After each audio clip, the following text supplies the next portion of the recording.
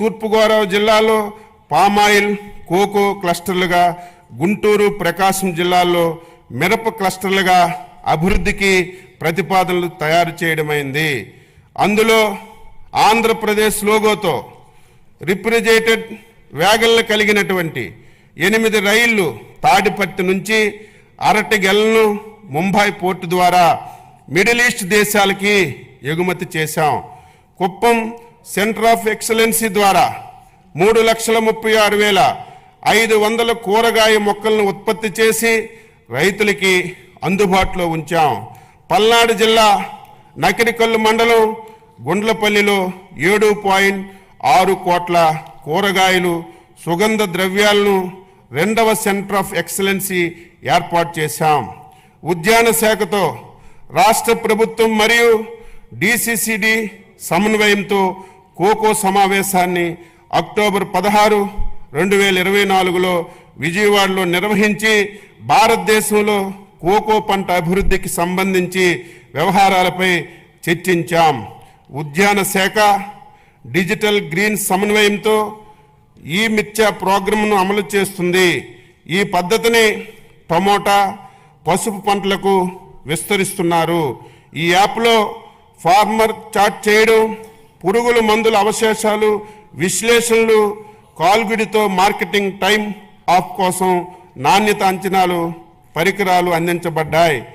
Oil form తోటల్లో geo tagging, fencing కోసం mobile యాప్లు, డ్రోన్, శాటిలైట్ టెక్నాలజీని వినియోగించడం జరుగుతుంది. ఈ టెక్నాలజీని ఇతర పంటలకు కూడా ఉపయోగించుకోవడానికి ప్రతిపాదనలు తయారు చేశాం.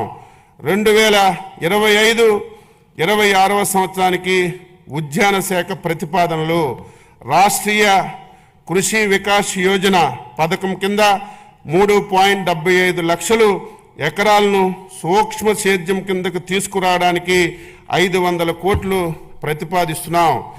MIDH పథకం కింద సాంప్రదాయ వ్యవసాయ పంటల నుండి 1.5 లక్షల ఎకరాలు వాణిజ్య ఉద్యాన పంటల కిందకు తీసుకురావడానికి పోస్ట్ హార్వెస్టెడ్ ఇన్ఫ్రాస్ట్రక్చర్ కొరకు 179 కోట్లు ప్రతిపాదిస్తున్నాం. National mission of edible oils oil palm పథకం ద్వారా 78,800 ఎకరాల్లో పామాయిల్ తోట సాగుకు 179 కోట్లు ప్రతిపాదిస్తున్నాం. ఆగ్రో ఫారెస్ట్రీ కింద నాణ్యమైన మొక్కలు పెంచడానికి 15.06 కోట్లు ప్రతిపాదించాం.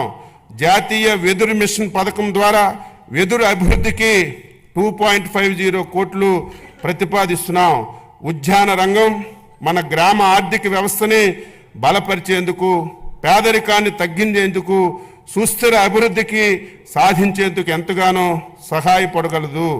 మన భూమిలో పెట్టుబడులు పెట్టడం అంటే మన రాబోయే తర అభివృద్ధికి పెట్టుబడి పెట్టడమే అన్న ముఖ్యమంత్రి గారికి ఆలోచనలకు అనుగుణంగా ఉద్యాన శాఖ బడ్జెట్ని రూపకల్పన చేశాం. 2025-26వ సంవత్సరానికి ఉద్యానవన శాఖకి 930.88 కోట్లు బడ్జెట్లో ప్రతిపాదించాం. పట్టు పరిశ్రమ శాఖ దేశంలో సాంప్రదాయ పట్టు పరిశ్రమను చేపట్టే కొన్ని రాష్ట్రాల్లో ఆంధ్రప్రదేశ్ ఒకటి. పట్టు ఉత్పత్తిలో దేశంలో మంది 2వ స్థానం కాగా కేంద్ర ప్రభుత్వంచే ఉత్తమ బైవోల్టన్ ఉత్పత్తి చేయు రాష్ట్రం అవార్డు కూడా పొందింది. చిత్తూరు జిల్లా కుప్పం, శ్రీ సత్యసాయి జిల్లా హిందూపురంలో మరియు కాకినాడ జిల్లా సేబ్రోల్లో లీఫ్ టు క్లాత్ ప్రాజెక్టులు ప్రారంభించడానికి ప్రతిపాదనలు రూపొందించాం. 2025-26వ సంవత్సరానికి పట్టు పరిశ్రమ అభివృద్ధి కోసం 96.22 కోట్లు బడ్జెట్లో ప్రతిపాదిస్తున్నాం. వ్యవసాయ మార్కెటింగ్ శాఖ 2024-25 సంవత్సరంలో ఇప్పటి వరకు రాష్ట్రంలో 33 ఈనాం మార్కెట్ల ద్వారా 7,452.51 కోట్లు విలువ చేసే 10.84 లక్షల మెట్రిక్ టన్నులు వాణిజ్యం చేయడం జరిగింది.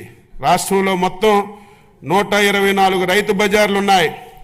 మరో 21 రైతు బజార్లు పనులు వివిధ దశల్లో పురోగతిలో ఉన్నాయి. రాష్ట్రంలో గతంలో నిరుపయోగంగా ఉన్నటువంటి 15 మొబైల్ రైతు బజార్లను కూడా మళ్ళీ ఉపయోగంలోకి తీసుకొచ్చాం. రైతు బజార్ల ఆధునీకరణకు, కొత్త మోడల్ ఇంటిగ్రేటెడ్ రైతు బజార్ల కోసం మరియు మార్కెటింగ్ శాఖలో అన్ని కార్యక్రమాలను పారదర్శకతను పెంపొందడానికి end-to-end డిజిటలైజేషన్ కోసం ప్రభుత్వం ప్రతిపాదనలు సమర్పించడమైంది. ధరల నియంత్రణలో భాగంగా మార్కెట్ ఇంటర్వెన్షన్ ద్వారా జూన్ నుంచి అక్టోబర్ వరకు 2024 టమాటా ధరలు పెరిగినప్పుడు వినియోగదారులకు సరసమైనటువంటి ధరలు అందించడానికి రైతు నుంచి 753 మెట్రిక్ టన్నులు సేకరించి రాష్ట్రంలో రైతు బజార్ల ద్వారా అమ్మడం జరిగింది.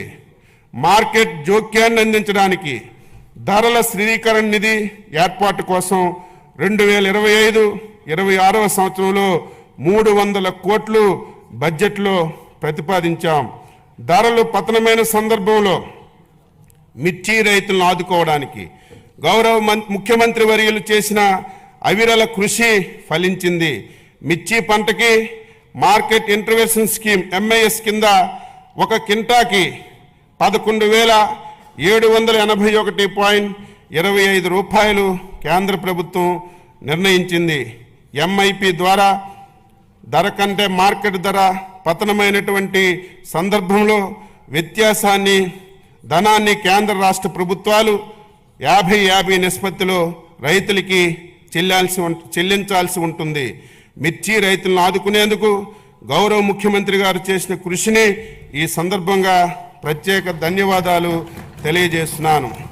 ధాన్యం కొనుగోలులో సంబంధించి 1674.47 కోట్లు గత ప్రభుత్వం బకాయిల్ని మా ప్రభుత్వం జూలై 24లో రైతులకి చెల్లించడం జరిగింది.